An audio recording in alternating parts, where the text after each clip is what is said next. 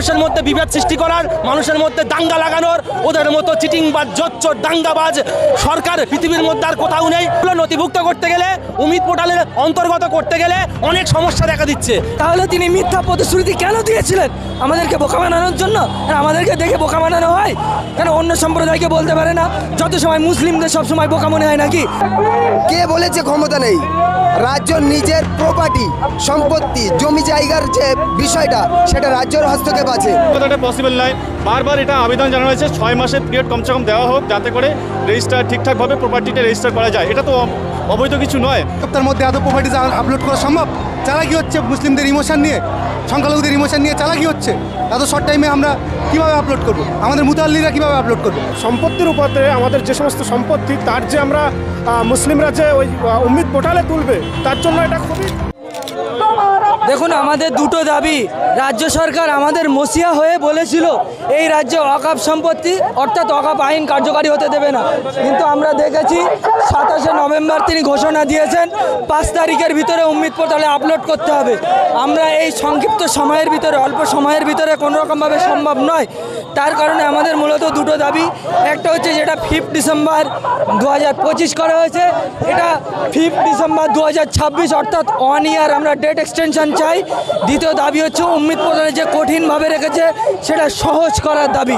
এই দুটো মূলত দাবি নিয়ে আজকে আমাদের এই লড়াই।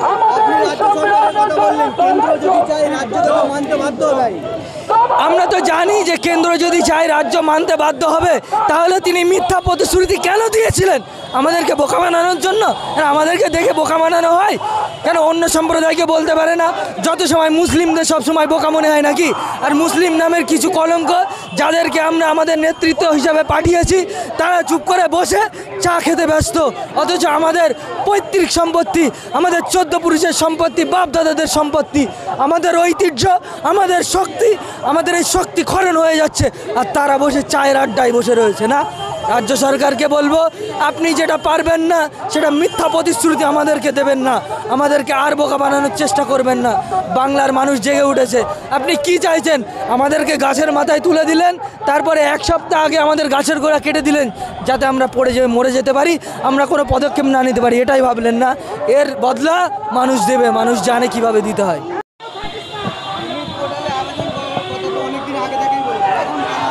হঠাৎ পশ্চিমবঙ্গে কি হলো? 27 নভেম্বর আমাদের চিফ মিনিস্টার বললেন যে উম্মিদ পোর্টালে আপলোড করতে হবে। 1 সপ্তাহের মধ্যে এত প্রপার্টিজ আপলোড করা সম্ভব? চালাকি হচ্ছে মুসলিমদের ইমোশন নিয়ে, সংখ্যালঘুদের ইমোশন নিয়ে চালাকি হচ্ছে। এত শর্ট টাইমে আমরা কীভাবে আপলোড করব? আমাদের মুতাল্লিরা কীভাবে আপলোড করবে? আমরা আমাদের কমিউনিটির শিক্ষিত ছাত্রছাত্রী, আমাদের দাবি যে উম্মিদ পোর্টালের সিম্পলিফিকেশান চাই এবং উম্মিদ পোর্টালের ডেট এক্সটেনশন চাই। তা না হলে আগামী দিনে আলিয়া ইউনিভার্সিটির সাধারণ ছাত্রছাত্রীরা তারা ব্রিগেড ডাক দিয়েছে আগামী 1 ফেব্রুয়ারি, এবং এই ব্রিগেড হবে এবং আলিয়ার সাধারণ ছাত্রছাত্রীরা বাংলার পিছিয়ে পড়া মুসলিম কমিউনিটিকে, মুসলিম সম্প্রদায়কে আগামী দিনে পথ দেখাবে। অবশ্যই। তাহলে কেন্দ্র চাইলে রাজ্য যখন মানবেন তাহলে আপনি তখন বলবেন না, আপনি তখন বলবেন। হঠাৎ যখন ডেডলাইনের 1 সপ্তাহ বাকি তখন আপনি বলছেন যে আমাদের আপলোড করতে হবে। এইটা হচ্ছে আমাদের ইমোশান নিয়ে খেলা করছে, আমাদের ফিলিংসের সাথে খেলা করছে, এবং তিনি আমাদেরকে ইউজ অ্যান্ড থ্রো পলিসি আমাদের টিস্যু পেপার ভেবেছেন। আমরা চাইছি ডেট এক্সটেনশন হবে, ওয়াকফ পোর্টালের, উম্মিদ পোর্টালের সিম্পলিফিকেশান, সরলীকরণ, জটিলতা আছে, অনেক ডিফিকাল্টিস আছে, এবং ওয়াকফ বাই ইউজার যারা আছে তাদেরকে অবশ্যই ইসি নাম্বার দিয়ে দিতে হবে। এবং প্রথম কথা হচ্ছে সুপ্রিম কোর্ট এখনও পর্যন্ত ফাইনালগুলো হিয়ারিং করেনি। তারপরে 1 ডিসেম্বর সুপ্রিম কোর্ট যেভাবে বলছে 5 তারিখের মধ্যে সমস্ত নথি রেজিস্টার মানে উম্মিদ পোর্টালে রেজিস্টার করতে হবে। প্রথম কথা হচ্ছে আপনাদের সাইট কাজ করছে না। গত পরশু তার আগের দিন পর্যন্ত টোটালি সাইট কাজ করেনি। কালকে সকাল থেকে আজকে সকাল থেকে মোটামুটি একটা ভালো কাজ করছে। তো একদিকে যেমন সাইট কাজ করছে না, অন্যদিকে 5 তারিখে সুপ্রিম কোর্ট ডেডলাইন দিচ্ছে যে 5 তারিখ অবধি ওয়াকফের যে যত প্রপার্টি আছে রেজিস্টার করা যাবে। প্রথম কথাটা পসিবল নয়। বারবার এটা আবেদন জানানো হয়েছে 6 মাসের পিরিয়ড কমসে কম দেওয়া হোক, যাতে করে রেজিস্টার ঠিকঠাকভাবে প্রপার্টিটা রেজিস্টার করা যায়। এটা তো অবৈধ কিছু নয়। আর এখনও দ্বিতীয় কথা, ওয়াকফ আইন কেউ মানছে না মুসলিমরা। ফাইনাল এখনো পর্যন্ত হিয়ারিং নেই সুপ্রিম কোর্টে, তারপরে আবার এইরকম উম্মিদ পোর্টালে যে ম্যান্ডেটরি রেজিস্টার করতে হবে প্রপার্টি, সেখানেও টাইমলাইন ঠিকঠাক দিচ্ছে না। তাহলে চাইছে এটা কি?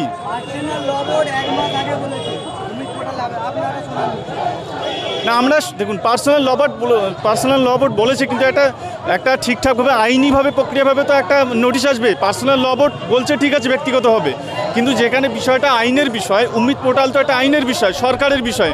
তো সরকার যদি নির্দেশনা না দেয় যে এবার থেকে উম্মিদ পোর্টালে রেজিস্ট্রেশন করতে হবে, তাহলে মানুষ তো অতটা ঠিকঠাকভাবে সচেতন নয়, তাই না?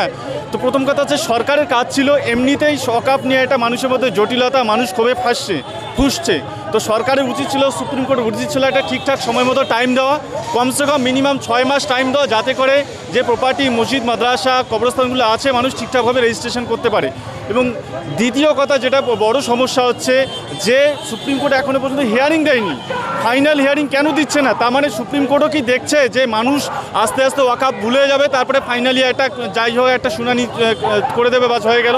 ওয়াকফ বা ইউজার যে প্রপার্টিগুলো আছে, সেই প্রপার্টিগুলো কার কোথায় কতটা আছে সেটা তো একটা গোছাতে বা কাগজপত্র ঠিক করতে একটা সময় লাগবে, তাই না? সেই সময়টা কেন দেওয়া হচ্ছে না? এটা সুপ্রিম কোর্টকে দেখতে হবে যে জনগণের, এটা মুসলিমদের সম্পত্তি, তাদের সম্পত্তি যাতে সুরক্ষিত থাকে এটা নিশ্চিতকরণ করতে হবে। কিন্তু সুপ্রিম কোর্টে যদি এরকম করে, বারবার আবেদনকে খারিজ করে, অনেকবার সুপ্রিম কোর্টের দরজা খটখটানো হয়েছে যাতে করে টাইমটা একটু এক্সটেন্ড করা হোক, 6 মাস টাইম দেওয়া হোক, যাতে করে এই প্রপার্টি রেজিস্ট্রেশনের ব্যাপারটা আস্তে আস্তেভাবে করা যায়। এখন পোর্টাল কাজ করছে না, মানুষ করবে কি? গত 2 দিন ধরে পোর্টাল পুরোপুরি কাজ করেনি, পোর্টালের সাইটই খুলছে না, তাহলে মানুষ করবে এটা কি? আমরা আস্থা রেখেছিলাম মুখ্যমন্ত্রীর কাছে, যে আস্থায় সম্পূর্ণ আমাদেরকে প্রতারিত হতে হয়েছে। এই রাজ্য সরকারের যে আমাদের আস্থা দিয়েছিল আমি থাকতে কিছু করা হবে না, সেই আস্থায় সম্পূর্ণ আমরা প্রতারিত হয়েছি। এই ঢপের চপেই বাংলা চলছে। এই ঢপের চপ যেদিনকেই শেষ হবে সেদিনকে বাংলায় আর এই দিদি নামটাই থাকবে না।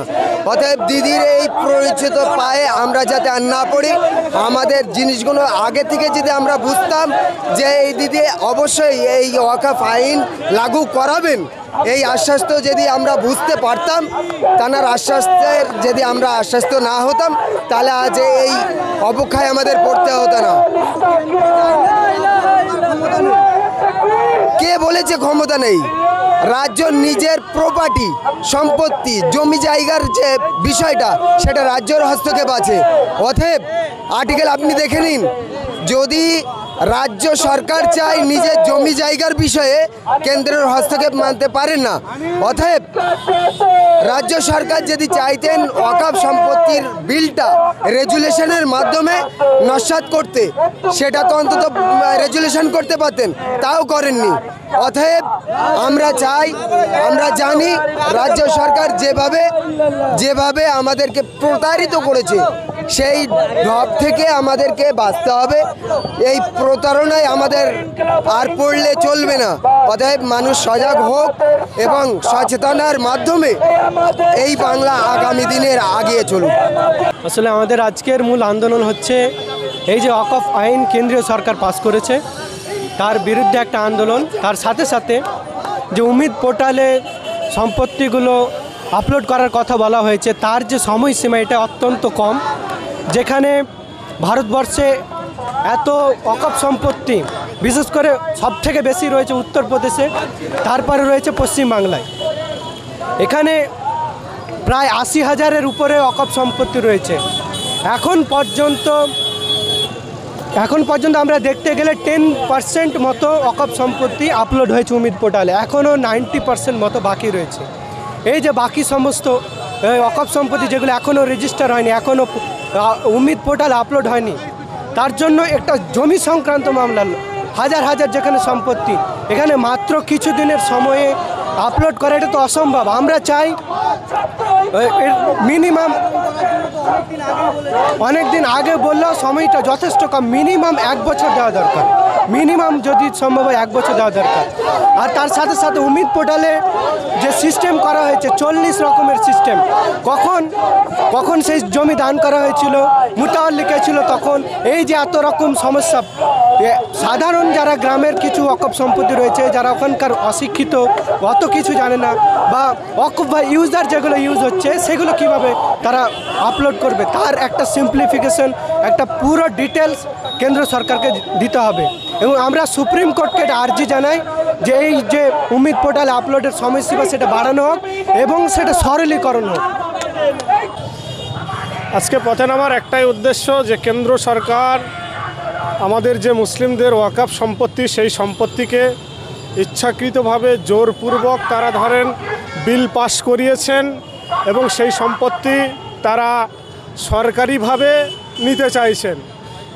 এখন ঘটনা হলো তারও একটা ডেডলাইন দিয়েছেন। উম্মিদ পোর্টাল যেটা সরকার বানিয়েছে, কেন্দ্র সরকার একটা পোর্টাল বানিয়েছে উম্মিদ পোর্টাল, কিন্তু সেই পোর্টালে এই সম্পত্তিগুলো তোলার লাস্ট ডেট দিয়েছে 5 তারিখ, আর ঘোষণা করছে কবে? 27শে নভেম্বর, আর লাস্ট ডেট 5ই ডিসেম্বর। এই অল্প সময়ের মধ্যে আমাদের যে সমস্ত ওয়াকফ সম্পত্তির উপরে আমাদের যে সমস্ত সম্পত্তি তার যে আমরা মুসলিমরা যে ওই উম্মিদ পোর্টালে তুলবে, তার জন্য এটা খুবই কম সময়। এখনও পর্যন্ত মুসলিম যারা নেতৃত্ব তাদের কাছে যে খবর, যে এখনও পর্যন্ত 20% কিছু বেশি সম্পত্তি উম্মিদ পোর্টালে উঠেছে, এখনও 80%-এর উপরে বাকি। তাই আজকে আমরা এখান থেকে দাবি রাখছি যে অবিলম্বে ওই ডেট এক্সটেন্ড করা হোক, ওই ডেটকে বাড়ানো হোক, মিনিমাম 1 মাসের অধিক আমাদের সময় দেওয়া হোক, যাতে করে আমরা আমাদের সম্পত্তিগুলো উম্মিদ পোর্টালে ঠিকভাবে তুলতে পারি। দেখুন, উমিদ পোর্টালে ওয়াকফ সম্পত্তির যে নথিভুক্তকরণের সরলীকরণ করতে হবে এবং সময়সীমা বাড়াতে হবে, না হলে আমাদের পশ্চিমবাংলায় হাজার হাজার ওয়াকফ সম্পত্তি আছে, প্রপার্টি আছে, সেইগুলো নথিভুক্ত করতে গেলে, উমিদ পোর্টালের অন্তর্গত করতে গেলে অনেক সমস্যা দেখা দিচ্ছে। পশ্চিমবাংলার একটা নয়, বহু জায়গা আছে যেখানে আজও পর্যন্ত সেখানে নেটওয়ার্কের সমস্যা দেখা দিচ্ছে, নেটওয়ার্কের প্রচুর সমস্যা। সেখানে দাঁড়িয়ে আজকে যখন তারা ওয়াকফ সম্পত্তিগুলো উমিদ পোর্টালের মধ্যে অন্তর্ভুক্ত করতে যাচ্ছে, তখন বহু দিচ্ছে।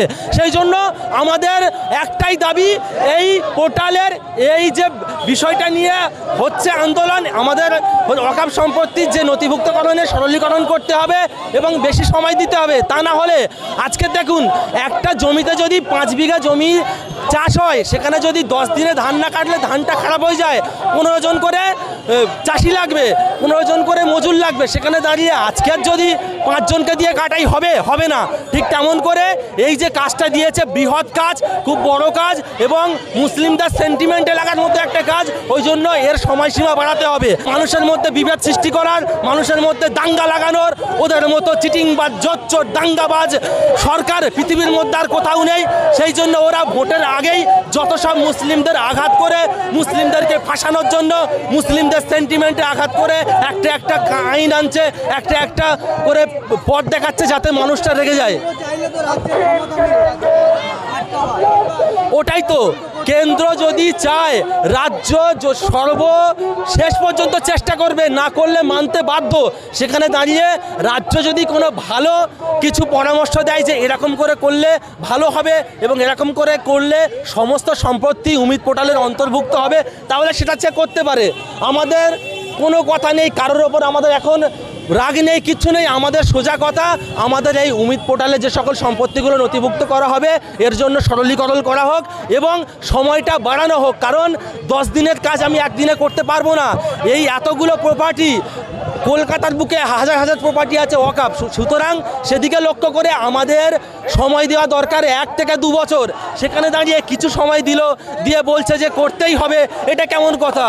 মানে কথায় আছে না, পাগলে কিনা বলে ছাগলে কিনা খায়। শুধু বাংলার মানুষ নয়, এই ওয়াকফ সম্পত্তি নিয়ে পুরো ভারতবর্ষের মানুষ উত্তাল, ভারতবর্ষের মানুষ রেগে আছে। তাই যদি এই নোংরামু চলতে থাকে, ভারতবর্ষের মানুষ যেমন ওনাকে গদিতে বসিয়েছিল, ঠিক তেমন করে ঘাড় ধরে ওই গদি থেকে নামিয়ে ফেলবে। না, এতদিন পরে না, এর পরে তো আমরা নেমেছি। এর মানে ওয়াকফ যখনই আমরা শুনেছি, পশ্চিমবঙ্গ মাদ্রাসা ছাত্র ইউনিয়ন রাজপথে নেমেছে।